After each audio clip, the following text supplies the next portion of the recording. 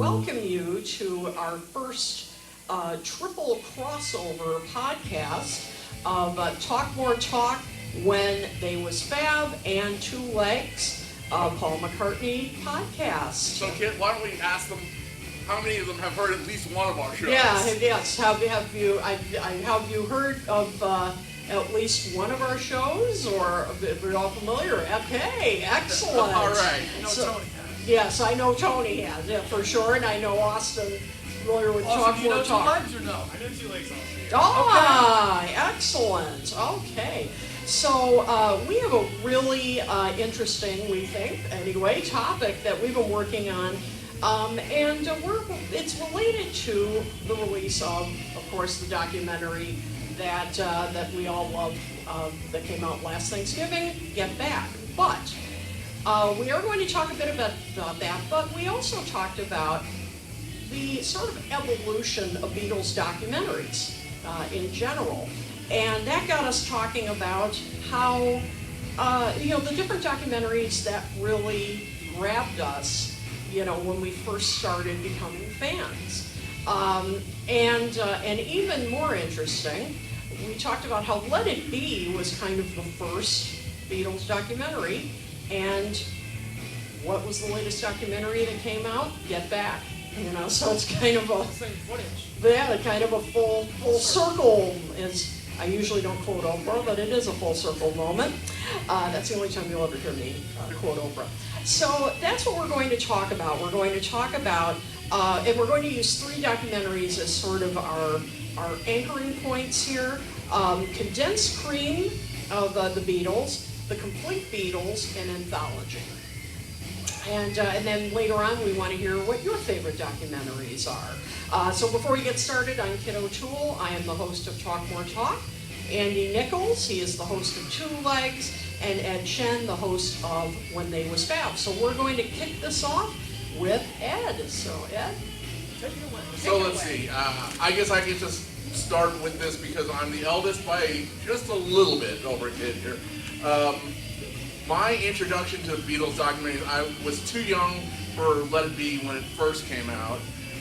So mid-70s, and actually over in the next room there's a poster for, they used to go around to the dollar cinemas and they would show Beatles in Shea Stadium, often combined with Star Trek bloopers and something really bizarre like that. But they would also put in little short films in between, sometimes the videos.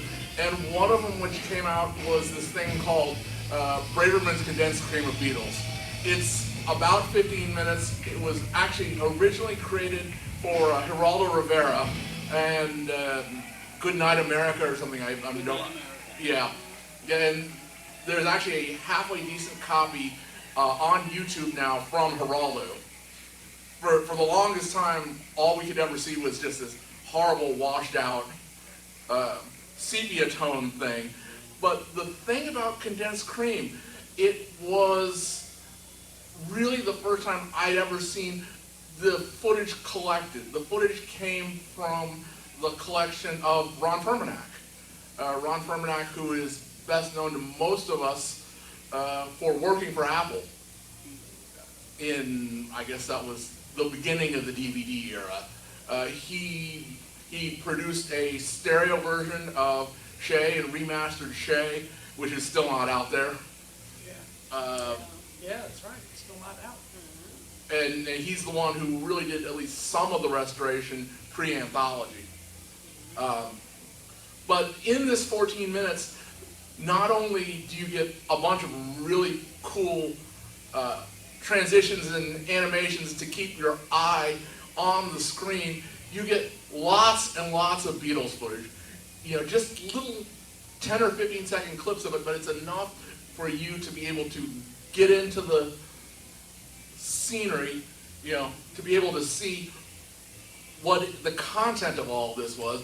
I mean, at the time I hadn't seen Shea, and to just see even 30 seconds of Shea, that was amazing. And then, of course, later, other people were to take the film and splice in longer segments, which I also got to see. So what year did it first, Geraldo first show it? They produced it for Geraldo in 73. and then 74 was when it came out theatrically. Okay. So the Geraldo version is a very slightly different edit. And the theatrical version actually has both opening and closing credits, which they were which were not produced by the time Geraldo originally aired it. Now, Chuck Braverman, he in later life would become nominated for an Academy Award. So I mean, he's a well-known director. He married a woman named Lennon. And as we found out from Jay Bergen's book, John had seen Condensed Cream. I don't know if it was on Geraldo. I mean, that's around the time that John and Geraldo were hanging out, or if it was theatrically, or if someone had just sent it to him. And John was actually planning to produce a rock and roll commercial with Chuck Braverman. For the rock and roll for album. the rock and roll album. Right. And, But they don't let it get scaled back. and it's described in Bergen's book, but that never happened because, well, read Bergen's book. Basically, the lawsuit happened, so Capitol had to rush out their version of rock and roll, the real rock and roll, and John was not able to do the promotion he really wanted to do with the record. So, anyone remember Condensed Cream? Anybody seen, other than Al? We know Al's seen Condensed Cream. I didn't know it until Ed told me about it like 2 weeks ago. I didn't either. Did not know about it until Ed messaged us in our chat. It was like, We used to show it at the early Beatle Fest. Mark used to show it. Yeah. Wow. So we were talking about documentaries, and I'm like, what's? Never heard of this. Checked it out, and it was pretty awesome. Yeah. And what I learned from my last showing through, for all these years, I'd always thought that one of the cuts is to two blondes and a brunette. I'd always thought that was to Charlie's Angels. And you look at it, and they look like Charlie's Angels, but it's like, wait a minute, that's before Charlie's Angels, so it's just some random footage. And it probably is very hard to contextualize this for a younger audience who might be watching or listening to this. But, of the time, especially in the 70s, to get anything on video, to watch something in the past, I'm sure as Al can attest, that was probably like gold. To be able to have stuff on video and watch it, or even come to a fest and watch it, it's something that we now can just take for granted, but it was a major deal to see Beatles on film in a setting, whether either at the cinema or at an event. It was, so this documentary, as I learned in just a couple of weeks I learned about it, pretty special to have it available to show just in a couple short years of the Beatles being done, and you've got these great clips of Shea Stadium and everything assembled in a rough, you look at it now 50-something years later, and it looks awful, but at the time, I am sure, as Al could say, it was like, this was Nobody's seen it since it was first shown. And so the other thing is, what could people see other than Condensed Cream? There were things like David Frost's TV shows. So, I mean, he produced a Beatles special. So, there were hour-long things. But the thing to remember is that Beatles documentaries treated the Beatles as an ongoing thing at that point in time. It was always, are they going to get back together? When are they going to get back together? And when they talked about the solo years, it was the solo years as an extension of the Beatles. So, all right. So now we're going to move on to really what I would call the first major documentary of our lifetimes. That's Complete Beatles. Take it away, Kit. All right, yeah, this is the documentary that really got, as I was learning about the Beatles, I started getting into them in about '85.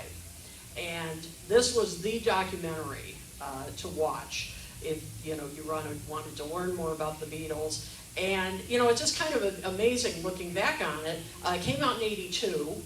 And, it's interesting to think about, that this was independently produced. I mean, this was not an official, sanctioned documentary because, a lot of, insiders, gave interviews for this. I mean, just an astounding, George Martin gave an interview, and it's Jerry Marsden, Billy Preston. Billy Preston. Billy J. was it? Billy J. Kramer, exactly, who's here, and Alan Williams. I mean, it's so great that we have this because, you know, so many are gone. And I still say that I wish it were in print. It's, of course, been long out of print.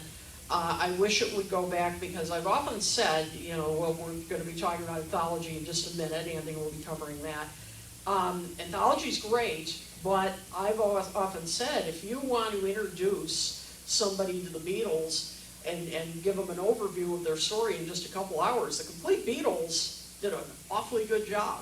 Unbiased too, as we'll get to it a little later. It's amazing. So we've gone from 15 minutes to 90 minutes to 7 hours. Yeah, exactly. I mean, I thought the Complete Beatles did a great job. Malcolm McDowell, of course, from best known for Clockwork Orange and many other films, narrated the film, and you know, I thought, you know, did a wonderful job. I still remember his narration when he talked about Magical Mystery Tour, the film. That was the best.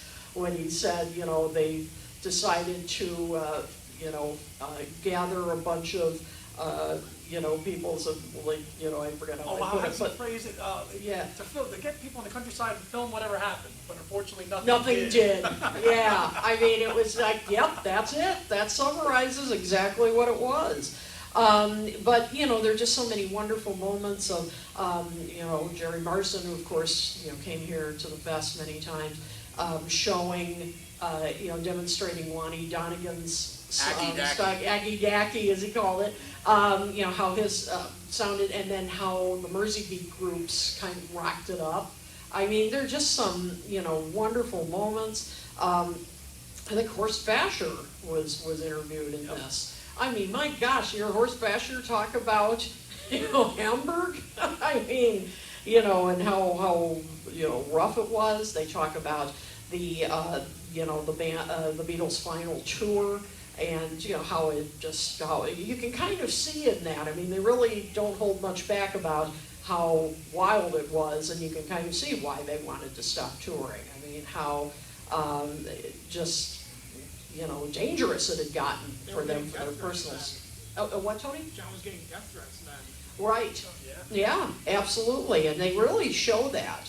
And so I just always thought that it was just as I said, an excellent overview. And I watched that documentary. I mean, I remember renting it from my local video store, and you know, the mid-'80s, and then I bought my own copy on VHS, still have it. Be Kind Rewind. Yeah. Be Kind Rewind, that's right. And, yep. And it aired repeatedly on PBS during that time. Yeah, it did, and so I know some people here are like, what?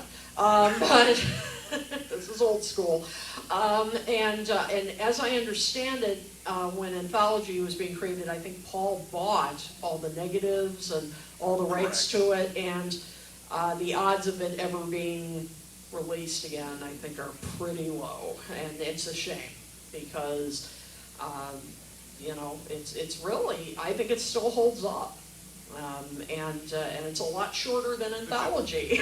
Yes, it is. It really is. But when Anthology came out, boy, the excitement was huge. Well, Kit, before we move on to Yeah. Anthology, we could probably talk a little bit about Long and Winding Road. Well, yeah. Oh, Yeah. yes. So, of course, the Beatles first did try, you know, there was an intention to create an official Beatles documentary with Long and Winding Road, which was going to be, and you can find some very rough cuts of it online. You know, you can, if you know where to search, you can find it, and it's fascinating to watch the early cuts because it's basically just there's really no narration. No narration at all. It's a collection of footage. The interesting thing about Anthology, or about Long and Winding Road, is you started to see they were already thinking of doing clever things, clever intercuts between, and you know, that's what kind of gets lost in the Anthology is they're all there, but like when they showed the introduction to Sullivan in Miami, you see the guy jumping back onto the diving board because they show that footage in reverse. They were kind of doing that stuff as early as in Long and Winding Road. Yep, exactly, and some split screen stuff, and you know, it looks clunky now. It's you know, but again, these were rough cuts. But that got delayed and delayed and delayed. But Long and Winding Road eventually became anthology. So, Andy, you take it from here. Sure. So yeah, the interesting is that it kind of bookends their stories to kind of tell their own story, because the Long and Winding Road is them with really commissioned by Neil Aspinall to, you know, write the story right at the point of the breakup, saying, hey, this is ending. We better tell our own story, which 25 years later finally sees the light of day amid lawsuits and everything else. And I was 14 when the anthology came out in 1995. So Oh, you were a baby. yeah, I'm 41 now, so I do remember the complete Beatles. Obviously, I'm kind of in that weird age. I'm not like 70, but I'm not 20 either. So I kind of have a little bit of both. But the anthology for me really was the jump all in, and there's no turning back. And I can remember it as clear as day, November of 1995. It would originally premiered on ABC, A Beatles C, as you remember, Al, over 3 nights over Thanksgiving, around Thanksgiving. The third night was on Thanksgiving night. That's right, it was on, yeah, but I remember being around Thanksgiving, and it was only 6 hours initially. It was only exactly, only 6. Well, home video we got 8, DVD we got even later. But having the complete Beatles as my kind of entry point as a younger fan, and watching it, and then being, okay, this is going to be this is going to be the story to end all stories. You know, and yes, you could look at it now as a historian and as a researcher and say, well, it's a little one-sided because it's them telling their own version, whereas people in the 80s saw the complete Beatles and was like, independent. You can look at things a different way, and we talked about this a little earlier on our academic panel. It's like, does the history mean anything less because it's being told by the participants? And according to Ken Womack, if it's not factual, then yeah, you really can't go by it. Doesn't take away what the anthology is, and still remains, for me, just a source of great footage of all these concerts and footage that we had not seen previously before it was out there. The footage of the Beatles playing in Germany, you know, singing Nowhere Man. You know, all these clips that you got to see uninterrupted clips now of Paperback Writer and Rain, all within that. So again, pre-internet age, pre-YouTube age, to have 6 hours of this stuff, and the 3 of them being back together, and to record a couple of new songs too at the same time. Nirvana. I remember talking to my dad about it, and he was like, who is a first generation Beatles fan, and he's like, you're this excited for this now? This is how it was every time a Beatle record came out, or a single. So amplify that in the 1960s in real time. I don't think I would have made it, because I was so excited. You know, I taped it all on VHS. I must have played Freeze a Bird back 50 times after it ended, like literally shaking on my couch. Remember the countdown? The countdown. Yeah, as great as Get Remember the Back. countdown, Al? The countdown. New Beatles song in. Yeah. 10. No, it was like New Year's Eve, like waiting for the ball to drop. Yeah, I was just like this. Yeah. Like, come on. Waiting. Andy, as great as Get Back was, there was no single moment like sitting there waiting for Free as a Bird to come Waiting on. for it. Now, does that mean less now? Because obviously now, if you had bootlegs in the 1990s, you probably knew Free as a Bird. I'm sure seasoned people, better Beatles collectors knew that then. I was at my fandom, I wasn't collecting bootlegs yet, so I'm like, what's this Free as a Bird? I don't know what this means, other than that it was a John song. So to hear it for the first time was incredible. The Real Love, of course, we knew, or I knew, because it was featured in the John Lennon Imagine film. So it's like, well, how are the Beatles going to take a song that's already out and make it their own? So, you could look at it and say it's the sanitized version of the Beatles' history, but I still think 25 years later on, it still has merit. It's their lasting, video document of their history, and like we talked about, right or wrong, even though it might be wrong, that's what they want, and that's what's out there now. So it needs a Blu-ray release, though, I would think. Don't we? Or streaming? I think we need that. You definitely need a streaming or a Blu-ray upgrade of, You know, and it came out on, so it came out, it got a home VHS release in around 1997 now? Or 8? A year and a half after, yeah. About 97? In 96, September of 96. When the 8 VHS box set came out. And which- Laserdisc. And Laserdisc, which was great because you got more content on the home video release than you did on the initial broadcast on ABC. So you got 2 more hours of extra footage to watch. Well, you actually got more, because, I mean, it was 6 hours on ABC, but it was only an hour and a half because there were commercials. Good point. It was, you know, less than 5 hours of content. Right, with the advertisements, watching it, but you know what? At the time, and I'm sure you guys, you didn't care. We were all glued to our TVs to see, you know, here are the Beatles in the current day talking about their history and disagreeing several times on that history. But the moments where they're together in the studio, especially at the end there with Abbey Road, with George at the mixing console, that's just priceless stuff. So to me, even though it's the sanitized, maybe a little one-sided, sentimentally the anthology will always be kind of the gold standard of documentaries, even though I still think the Complete Beatles has a lot of merit, as it should. But the anthology for me will remain the gold standard for the rest of time in terms of documentaries. If maybe, and again, we can maybe turn it into take the conversation into the pros and cons now if you want. Is it better to have? Well, what say you?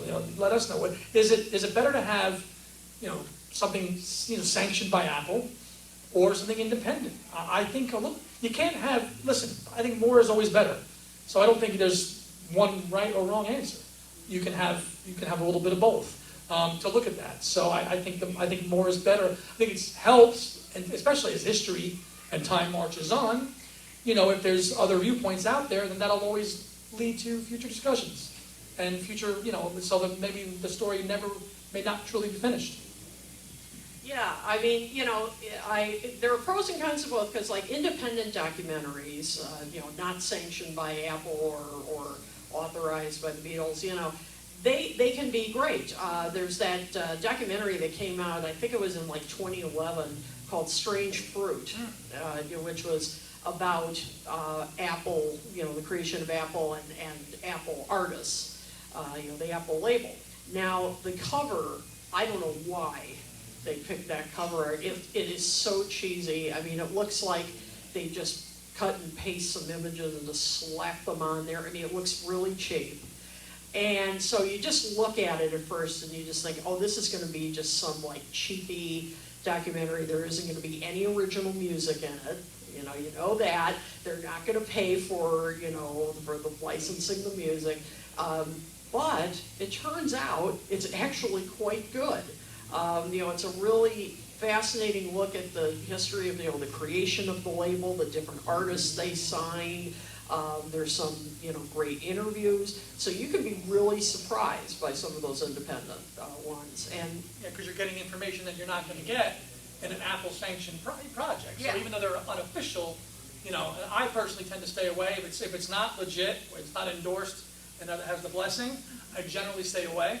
But I checked out after Kit's recommendation, and she was, you're right on the money. yeah, I mean, it A lot was. of information. Yep, exactly. So, but yeah, I mean, I've also seen some really bad ones, and as I said, when you're like, uh-oh, I don't hear any original music, what are we doing? Not staying with this one. Yeah, Some but, cheap, like bastardized version of like From Me to You. You're like, yeah, no. yeah. But on the other hand, okay, so you think, okay, the authorized are the ones to go with, and I mean, and they are, good, but you have to think about too, what's their agenda here? Are we, we're getting the story that they want to tell, and so we're only hearing their side of the story. And, is that really, I mean, I'm not saying they're lying or anything like that, but, I mean, like in anthology, I haven't seen it in a little while, so I'm trying to remember the Hamburg section, were they cleaning it up a little bit, I mean, I don't remember. Yes and no. Yeah, I mean, things like that. I mean, I don't need, extreme details, but things like that. I mean, they may not want to share some of the things that happen that may not make them look so good. So it's, there are pros and cons to both.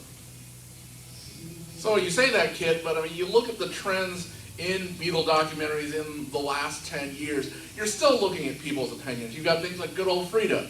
You know, Yeah. Frida Kelly is telling, or in a lot of cases not telling, incidents and events from her life with the Beatles. So, you know, it's her story, and she's free to tell it in the manner in which she wants to, but we all sit there, you know, it's great footage, but, you know. There's a line that Beatle people connected to, they do not cross.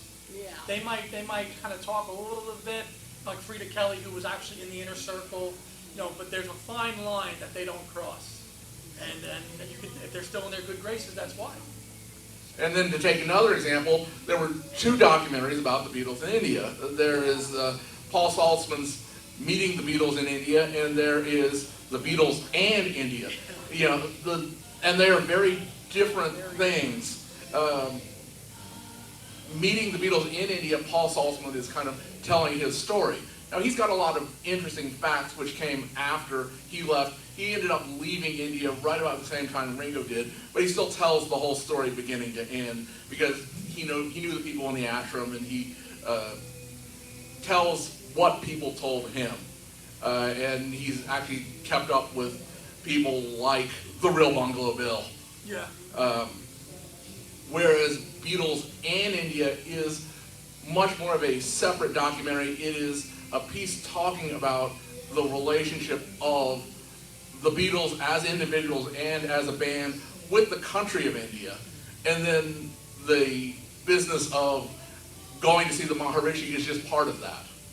Right. So. Yeah, exactly.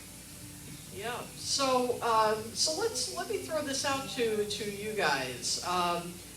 So what have been some of your favorite documentaries over to, you know, what are ones, and they can be ones we've mentioned, but if there are others, and it doesn't have to be just Beatles, they can be, you know, some solo stuff as well. What are some documentaries that you've seen that, you know, really, you really enjoyed? Wingspan. Okay. Yeah. What did you particularly like about it? It just sort of went, well, that was like the first thing that really introduced me. Because I started off, I knew all the Beatles albums, and I'd seen parts of Anthology. Then I saw Wingspan, and I was like, Oh, wait, I am, yep. Yeah, that's why you We can. want to hear you. So I knew the Beatles albums because my mom had been showing me them my whole life. And then I kind of had seen parts of Anthology on YouTube. And then I saw Wingspan, I think, on YouTube somehow. And that sort of hooked me. And then I would go back and, because it went through every loosely, you know, here's the first Wings, and here's Ram, here's Red Rose Speeder, here's Man on the Run, and then here's Speed of Sound and everything. So that sort of made me interested more in each album. And I went more in depth after that. Yeah. So I'd say that's more about it. Well, you know what they say about Wingspan? It's not really, there's no wings in it. It's just Paul and Linda. Beyond that, there's also the fact that, you know, we were talking about Anthology as being the Beatles' official story. Wingspan is made by Paul and his daughter, and at that time, his son-in-law. So, but for somebody who's getting introduced, it gives a nice overview of the music, which is exactly what it was for you. Yep. You know, Yeah, absolutely. even though it might be, you know, glossed over. I liked all the ones that you have talked about so far, including the Wingspan one. I guess lately for myself, and again, I'm a much older fan, I'm a first generation fan, so I've been doing this a while. A lot of this, on YouTube, I love the Breathless. Oh, yeah, I that's think, to me, they've been some of the freshest and most ground-changing things I've seen. I think it's a he, I think we determined for a long time, I had no idea. But there's one that follows Paul's career through the, you know, pretty much up until about, I don't know, 2019 or something. And I keep looking for updates because, you know. And then there's a really interesting one focusing on his Lennon-McCartney, was how he titles those. So that's a series of about, maybe, Andy, you know, like 4 or 5 of them, I think. Yeah. He really goes even after John's assassination about how it's persisted. Yeah. But I think those are brilliant, I find them brilliant documentaries. I wish they didn't keep getting taken down and having to be redone. But I think they're great if other people who don't know anything about him, I check those out. Yeah, that's a great point, Karen, because, it's, oh, Tony got a question too. Yeah. But, there's somebody now in modern world now making their own independent documentaries and putting them up on YouTube. Whereas, which you can do now, Oh, they're posted on YouTube, but the guy, the creator is breathless when we're calling, yeah. Tremendous. They're like feature-length documentaries, 4 or 5 parts long on Lennon and McCartney. Oh my gosh, I'll have to check that out. So Anthology was my intro to the Beatles history. I got the DVD box set when I was 13, and I hadn't read any books on them yet.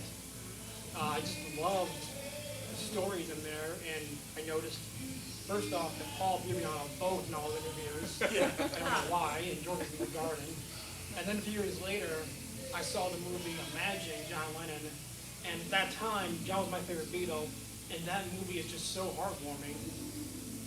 I mean, in all parts of his life. It's got the interviews from the Bed for Peace, the hilarious part with Al Cap, Yep. and then especially stuff with Sean and all that from the late 70s. I mean, I learned many years later that it was kind of a whitewash that had been done because it doesn't address the spousal abuse or the... Well, do you know why that film was commissioned, right? Largely, No. the Albert Goldman book.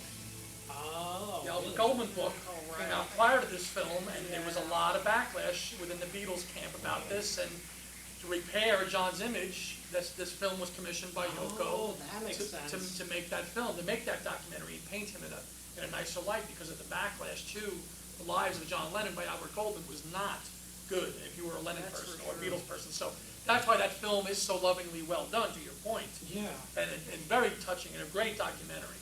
But Right. it was done for that reason. Good to know. Another favorite of mine was the Scorsese film on George. Oh, yeah. Called Material World, which is just fantastic. I love the narrations from his son, Danny. It's just beautiful. And they even mentioned the Monty Python part, too, where they show John Cleese and others addressing controversy with the film. I love that. Yeah.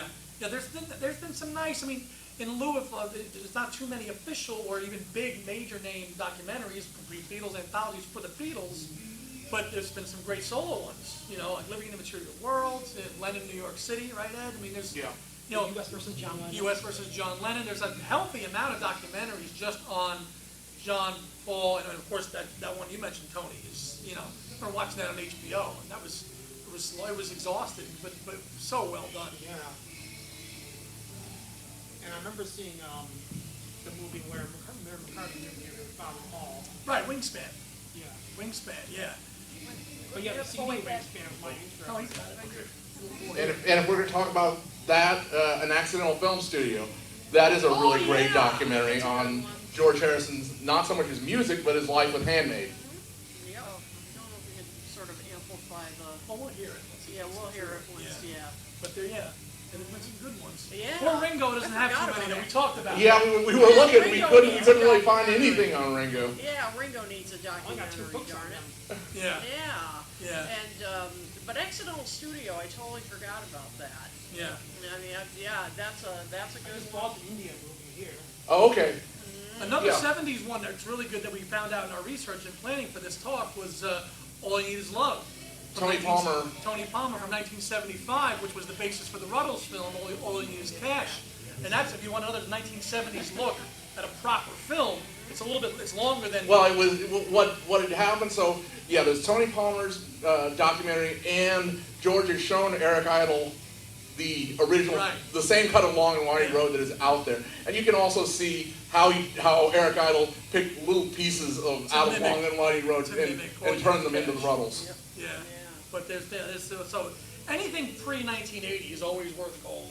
Yes. And the Complete Beatles being the first one, really in the wake of John's passing, is also significant for that film too. I still have my VHS copy, and that's still how I see Jerry Morrison in my mind. Yeah. Yeah. 'Cause Yeah. I play that all the time. Yeah, but I had a very similar experience of feeling my own Beatlemania when the anthology came out. But there was also a documentary done called Revolution by ABC when the Beatles one came out. Yes. Yep. I know that one. Yes. Yeah. We talked about that in our planning too. Yes, we did. Um, Yeah. Glad you brought that up. Great question. Yeah, in 2000, so the anthology's already been out for a couple of years. The book comes out in 2000, the Beatles anthology book is published in 2000. And then in the fall of 2000, we get this other 2-hour kind of condensed, kind of bastardized, if you like the word, version of the anthology. Yeah. But it was not really, I mean, it was very, very short. I don't know, do you remember that? I don't think I saw that. I don't think I've never heard of it. Yeah, it's just called the Beatles Revolution. And I think it was actually time to come out to promote the publishing of the Beatles anthology book, to promote that, because the book came out 4 years after the documentary. Here comes the book. Oh, let's also cash in on that and do another 2-hour kind of, almost I kind of had to equate it to a modern documentary. It's kind of like 8 Days a Week, where it's celebrities talking about the Beatles, then so much the Beatles. And that's talk about disappointing documentaries, 8 Days a Week. Yeah, not a fan of that one.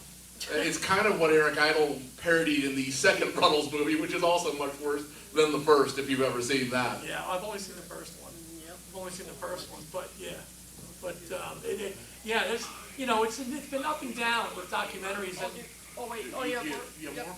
yeah, no, and then Oh, there you to go. see, oh, we typed it out, okay. Oh, we checked it out. Okay. Yeah, just, yeah, read, Read it. read, Karen. I wish my eyes were better.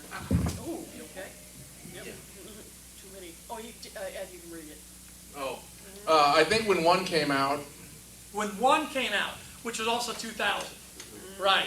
So Yep. then one, who could forget Beatles 1? Yep. Yeah, so 2000. So you had that nice kind of fruitful period there in the 1990s, live at the BBC Yeah.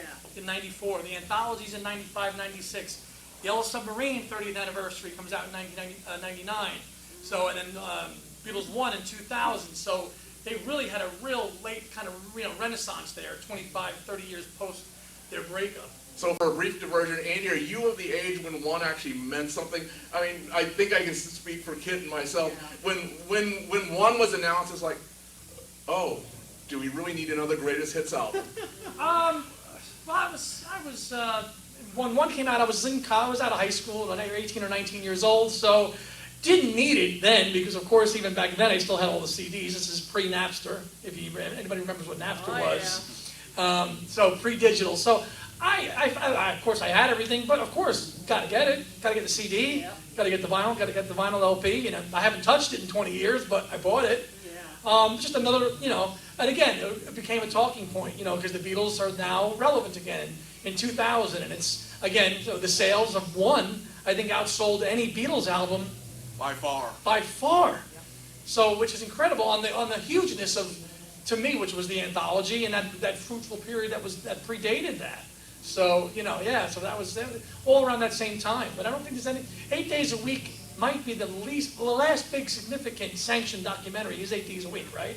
Well, before Get Back. I mean, yeah. Well, before obviously what just came out on Disney Plus, yeah. Yep. Which takes us to Get Back, bookending it. Yes, indeed. And, you know, let's bring it back to Get Back, which we talked a little bit about this on the historians panel, but I think it's important to also think about this in terms of, you know, documentaries.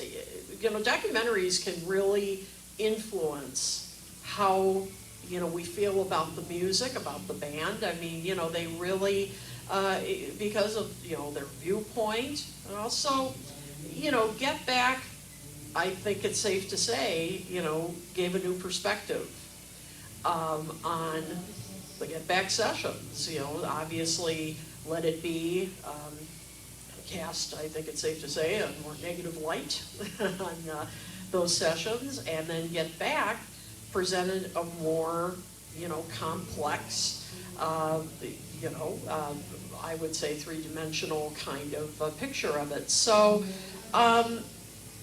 you know, as time passes, you know, it's been less than a year since Get Back's been out, so, you know, as time passes, what will, and who knows if Let It Be will be re-released, we don't know.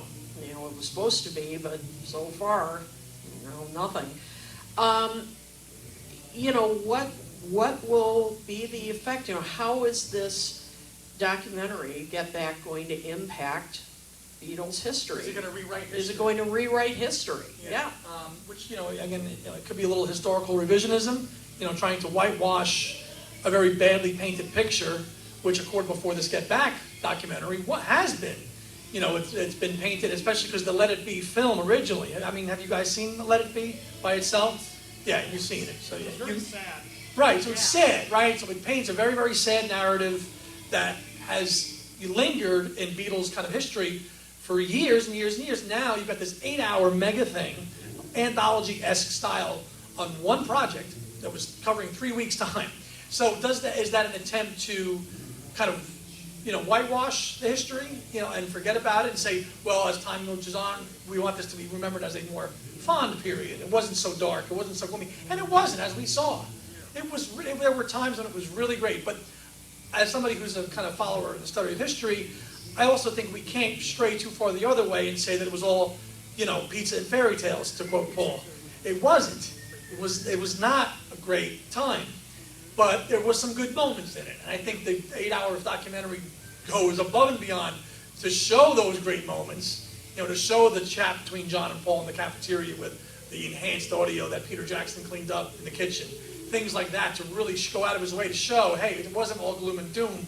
However, I think echoing what Ken Womack said earlier in the panel, this was, to be true to history. It was not a great time, but there were happier moments within these final days, and that's what the documentary Get Back shows. But that seems to be where the Beatles are at.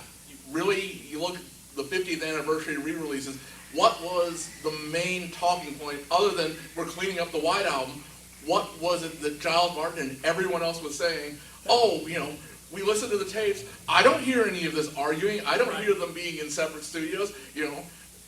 It's a bit of both. It was all part of the session. Nothing is all good or all bad. No, and I think that says time marches on. That's what's going to happen.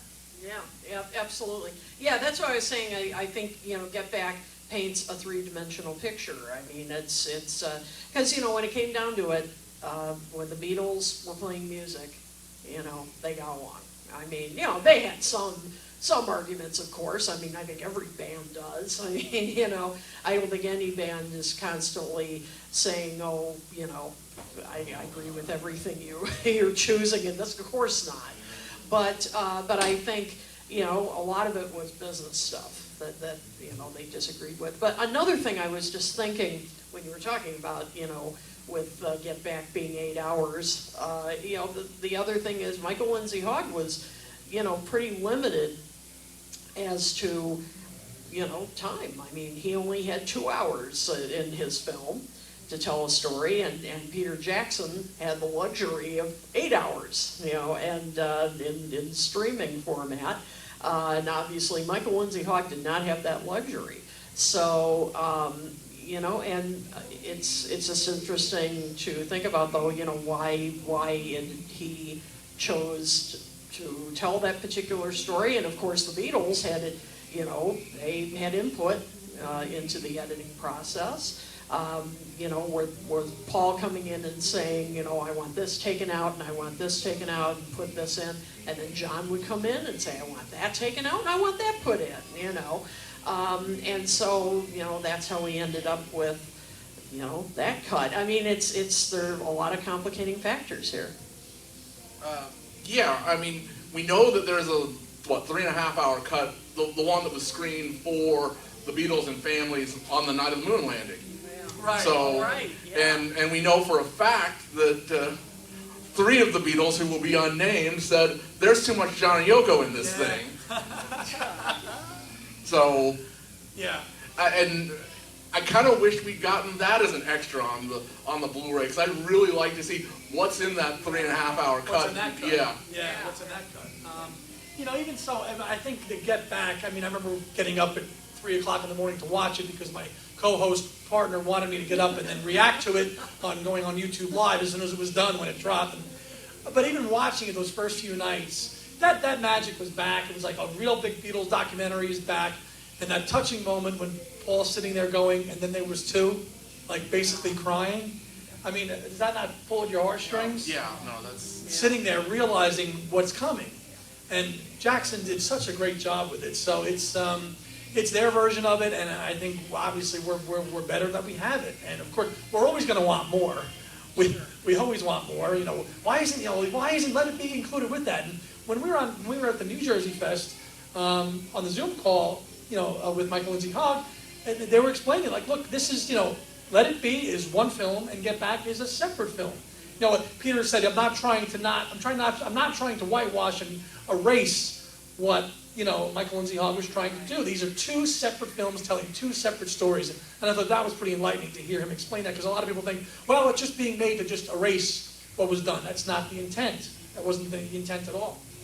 And for the record, I really hope, I don't know if it'll happen, but I really hope that Let It Be will be reissued, because I think it's important to have both films, because Let It Be, I mean, it is history.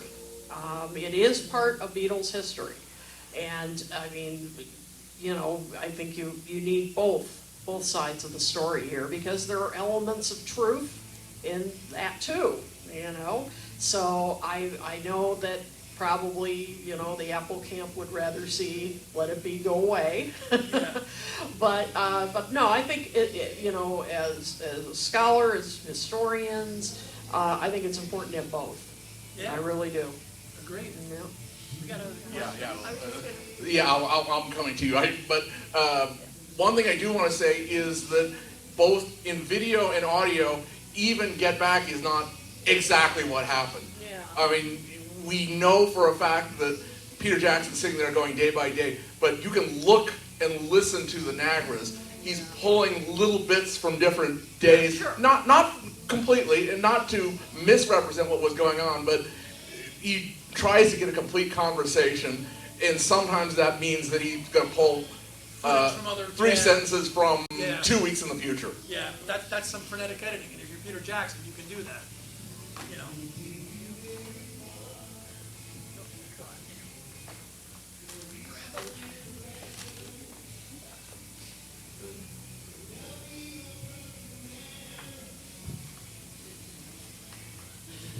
Thank you. Just to Kit's point, my recollection from having seen Let It Be many times, but many years ago, and then watching Get Back several times, is that I prefer Let It Be, and I know Peter Jackson, I think consciously, so the rooftop is different, a lot of different shots.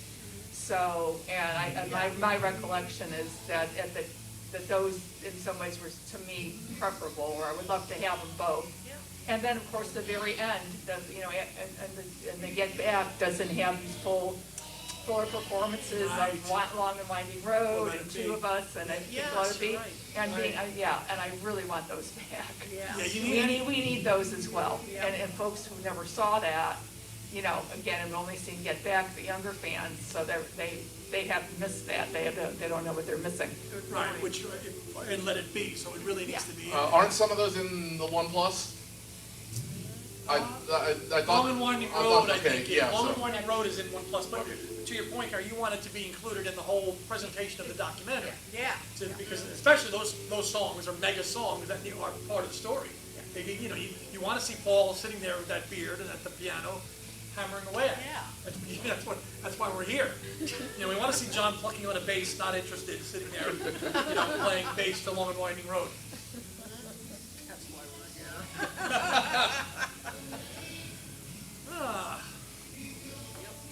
So we got time for just one more point here, which is, do documentaries shape our fandom and viewpoint of the music that we haven't heard yet?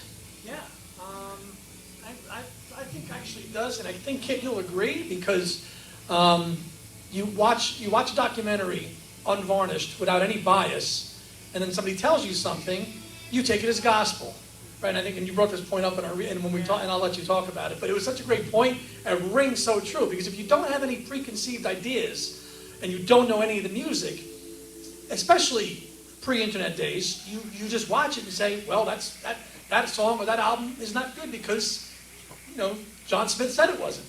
So I think documentaries can influence, maybe not as much as they used to, but I think they still can, and depending on where you are in your fandom. I mean, if the footage is out there, I know it's easily, but if you want to watch if you want to watch the anthology, you want to watch the Complete Beatles or Braverman, Ed's first thing, or All You Need Is Cash, it's out there.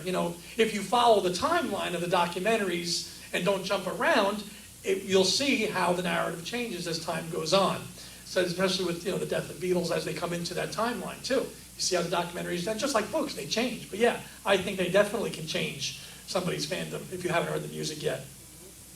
Absolutely. Well, and actually that example I gave at the very beginning when I said, what they said in the Complete Beatles about Magical Mystery Tour, and that kind of snide remark, well, I mean, I remember watching that, and I don't know if I had seen Magical Mystery Tour before I saw Complete Beatles. So, I remember then finally, okay, I've got to see Magical Mystery Tour, but this isn't going to be good. And so, I kind of went into Magical Mystery Tour expecting it to not be great quality, and well, but now it's not great. But music is, and the videos. Put on the spot. When's the last time you watched it? Oh man, it's been it's been quite a while. Let's put it that way. But but the documentary, Complete Beatles did influence me that way. So I think that the way they're constructed, the viewpoint that they have, can influence the way you feel about an album or a movie or even the music, the band itself. Right. Absolutely. And to that point, 8 days a week. I mean, if someone was just coming to the live Beatles with 8 days a week, what are they going to get out of that? It's difficult to say. Celebrities talking about how much they love them. Well, there were more celebrity interviews than interviews with Paul and Ringo and the people in the Beatles circle. Absolutely, which is the problem I have with that documentary. Very weird. And the fact that they stick Hamburg 30 minutes into the film. Right. If you're going to talk about the Beatles live, you'd start with Hamburg. You have to. And well, I mean, again, that goes along with Apple's well-known distaste for our only existing audio of Hamburg. I have a question for you guys, and then our guest. What else is out there that can be told that hasn't been told yet, documentary-wise? Beatles or solo? Your choice. What else is out there? What little kernel of Beatles history could be turned into a documentary? I have one off the top of my head that I think we could go into further, and they touch upon it in the anthology. And I always laugh when I look at this because I didn't really know about this event until the anthology, and that was the Beatles' trip to the Philippines. And how they barely got out of there alive. That, and we have films on India, right? What about a documentary just on their trip to the Philippines? And Ringo and Paul, Ringo especially, and George were so honest in the anthology about the hatred they have for that country, not even going back since. So I think if they were ever to tell a story about the Philippines, that could make for a very interesting documentary, just from a Beatles perspective. But what say you guys? Well, one I've always wanted, and I think it's going to be a reality in the not too distant future, is Mal Evans. Because I mean, once we get Ken's book, I have a strong feeling that's going to happen because he's the one person that has such connections, and I mean he's the inner circle that we unfortunately didn't get to hear much from, and thank goodness that's changing. So I would love to have a documentary on him. Oof. And if you want to hear us talk about Mal Evans, Kit and I will be back tomorrow evening talking about Mal Evans with Ken Womack. Yep, so yes. Right here. So, okay, Paul and Jane Asher. I mean, I'd like a book on that, That's but the book's never going to come out. But someone could do a documentary, particularly, we've got all of Jane's films. I'd like to see them cut back and forth between what Jane is doing, films of her stage show, interviews with people like, as a Star Trek fan, Patrick Stewart got to know Paul McCartney through Jane Asher. Oh, wow. So, that sort of thing. Yeah. And I think there are enough people maybe not Peter or the immediate Asher family, and maybe not the McCartneys, but there's still enough people who were there, who are alive, who would be willing to tell at least a version of the story. All right, and unfortunately, our time is up. So we want to thank you all for coming and for celebrating Beatles documentaries with us. And also thank you for listening to our shows when They Was Fab, Talk More Talk, and Two Legs. And thank you for being a part of our show. This is going to be going up. Probably on all three of them. Probably on all three of our channels. So you can check it out there. As Ed said, tomorrow we are going to be broadcasting from here again, but it's going to be when They Was Fab, and indeed, I'm going to be on there, and Ken Womack will be, and we're going to try our best to bring in my co-host, who couldn't make it to the fest. Yep, we'll see. Hopefully the tech gods will be with us. And we're going to talk some more Mal Evans, so I hope you can join us for that. That's at, what time is that? It's at... 6:30. Is it 6:30 tomorrow? Yeah, I think so. Yeah. 6:30 again, right here. Yep, right here. And this, next to the Apple Jam stand. Yeah, you can't miss us. So thank you so much for coming. Much. Thank Thank you, you. Austin. Thank you, Tony. Karen. Thank You and the proud. That's right. Thank you.